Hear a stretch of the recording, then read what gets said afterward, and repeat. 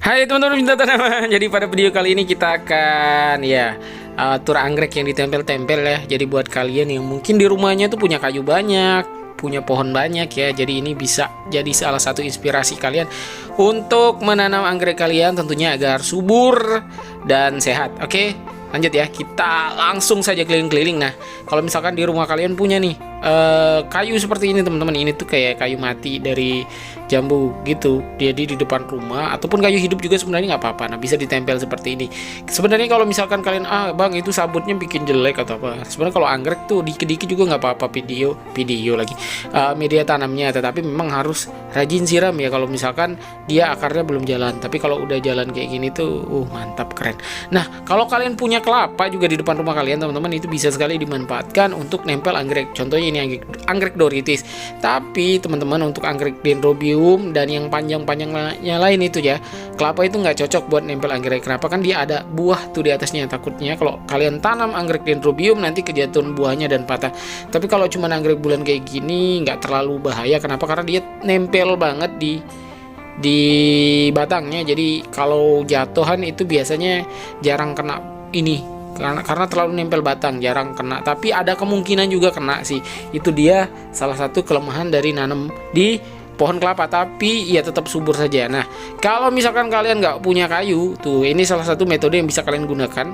Kalian bisa ambil kayu dimanapun itu kayunya yang bercabang-cabang seperti ini, kemudian tinggal ditempel-tempel aja anggreknya kayak gini. Nah, kalian bisa lihat ini tuh di kayu yang ditebang sebenarnya, terus ditancapkan ke dalam pot yang di bawahnya diisi semen, kemudian di atas kayunya ini tuh ditempeli berbagai macam anggrek seperti oncidium, kemudian anggrek bulan, anggrek doritis, anggrek cattleya dan lain-lain.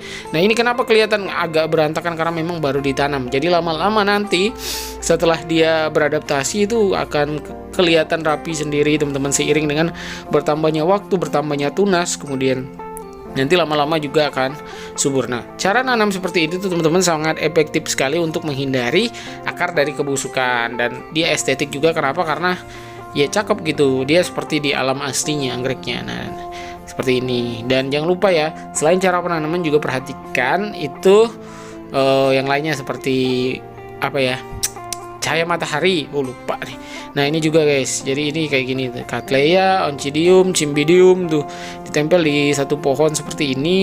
Dan meskipun ini agak banyak tapi tetap subur-subur aja. Dan tuh lihat teman-teman, bisa lihat sendiri betapa banyak dan suburnya, padahal cuma ditempel kayak gini. Jadi buat teman-teman yang kebingungan selama ini kenapa anggrek saya kurang subur, coba dengan metode ini, coba ditempel, coba berikan cahaya yang cukup, coba berikan cahaya yang seharusnya anggrek itu dapatkan. Kalau memang dia cahayanya di tempat yang rendah ya kasih cahaya rendah, kalau misalkan dia butuh hangat atau cahaya yang banyak ya kasih cahaya yang banyak. Nah, dengan begitu otomatis anggreknya itu akan subur dengan sendirinya, meskipun pemupukan itu tidak terlalu intensif seperti itu ya. Ini contoh lagi, kalau kalian punya pohon-pohon hidup tuh, oncidium tuh sebenarnya cakep teman-teman. Jadi dia nggak mulu-mulu harus ditanam di media tanam yang banyak. Cukup kalian kasih sabut dikit, kemudian ditempel di pohon di depan rumah kalian. Kalau ini tuh kayak apa sih, pohon kuburan itu, lupa namanya. Nah, ini di kelapa tuh. Kalau anggrek bulan itu bisa di kelapa, karena ya itu tadi, dia agak dekat dari batang. Jadi kemungkinan untuk tertimpa buah itu minim ya.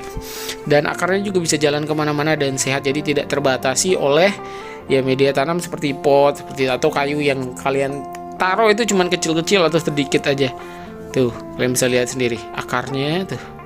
Ini adalah anggrek bulan, jadi tinggal ditempel aja. Bisa jadi inspirasi buat kalian yang di rumah bingung mau nanam anggreknya di mana. Nah, atau di kayu-kayu hidup ini juga nggak apa-apa teman-teman, bisa sekali. Ya, justru anggrek itu kalau misalkan di tempat-tempat yang kayak gini nih, akarnya keluar-keluar, kering, kemudian kering dalam artian sejuk, lembab gitu, ada airnya langsung kering ya, bukan kering yang kayak di gurun gitu ya. Dia tetap subur-subur aja teman-teman. Oke. Dan bunganya bisa ya luar biasa. Mantep. Ini nanti kita keliling lagi. Ini tuh apa nih? Susanta kasih bukan? Kalian komen di bawah. Ini ada, aduh lupa. Apa sih ini? Jadulan. Komen di bawah ya.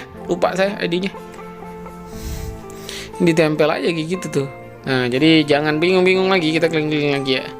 Ini juga nih berbunga, malah ditempel aja, ditempel dan ditempel semua ini. Akarnya tuh menggila sana kemari. Tuh, ini Sonia bukan? Iya, kita lihat di sana tuh bunganya ada yang putih, banyak. Kalau tadi itu anggrek doritis, katanya ya kalau ini di sini juga dendrobium, cakep-cakep banget buat ditempel. Dan jangan salah, kan banyak yang bilang kalau misalkan anggrek ditempel nggak bisa gede, nggak bisa berbunga. Bisa teman-teman, sangat bisa sekali. Itu hanya mitos belaka. Dan nih, ini ditempel, ini di pohon andong, kemudian ditanam bawahnya di tanah, Dendrobium antenatum, dan ya subur-subur aja dia tuh. Kalian lihat sendiri kan, cakep nih. Tuh, pul matahari, pul hujan. Kita keliling-keliling lagi. Nah, kalian kenal nggak ini tempatnya di mana guys? Ya, kenal nggak? Coba kalau misalkan komen di bawah kalau kalian kenal. Ini Susan Takeshi, ini juga ditempel lagi. Sekarang lagi banyak bunganya sih. Ini dendrobium apa nih? Kalian tahu nggak? Komen di bawah kalau kalian tahu.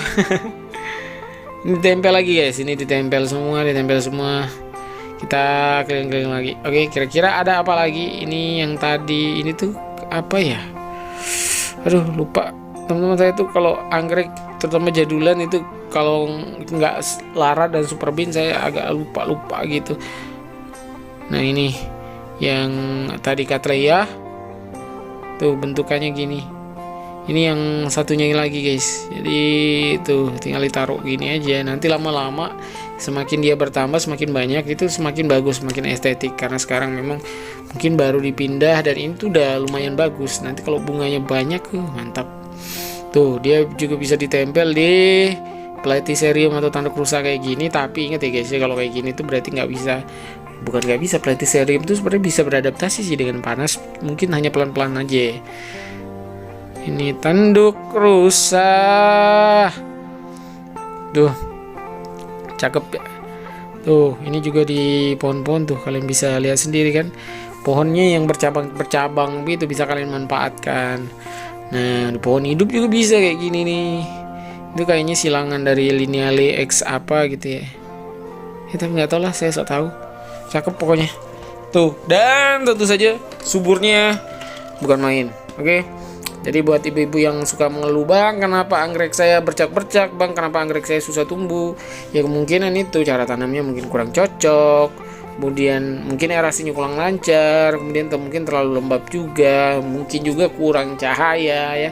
Coba kalian perhatikan kira-kira dari yang saya sebutkan itu tadi, anggrek kalian yang mana yang kurang apa tuh. Nah, ini cakep nih. Anggrek keritingan terlalu doer ya bunganya. Jadi anggrek keritingan maupun anggrek bulat, baik itu asalnya dari hutan ataupun dari kultur jaringan, itu sangat bisa sekali di luar ya. Kalau misalkan ada yang berpendapat, saya juga dulu pernah berpendapat gini sih, kalau misalkan anggrek yang dari kultur jaringan itu tidak tahan banting, tetapi ternyata bisa guys, sangat bisa sekali untuk bertahan sama seperti anggrek jungle. Yang penting perlakuan kitanya itu pas gitu, bener. Maka ya dia hidup-hidup aja. Ini tuh anggrek hasil kultur jaringan semua rata-rata. Kalau yang ini ya, kalau yang keritingan itu yang ditempel kemudian diliarkan seperti anggrek yang dari alam gitu ya, tetap aja dia subur dan hidup aja sih, nggak ada keluhan apa-apa. Jadi kalau misalkan ada yang bilang, bang bener nggak sih anggrek yang dari kultur jaringan sama anggrek dari hutan itu tuh lebih bandel dari anggrek hutan? Sebenarnya perlakuan kita aja. Jadi kalau kita perlakuannya bener, ya dua-duanya bandel. Tuh, anggrek bulat pun bisa bandel seperti anggrek bulat yang hutan gitu, spesies ya, anggrek bulan Thailand. Kalau misalkan kita perlakuannya bener, cara tanamnya bener, cahayanya bener, kemudian ya media tanamnya bener gitu-gitu deh guys. Intinya anggrek mah mudah-mudah aja sih kalau kalian paham. Nah, pahamnya ini yang susah sih sebenarnya.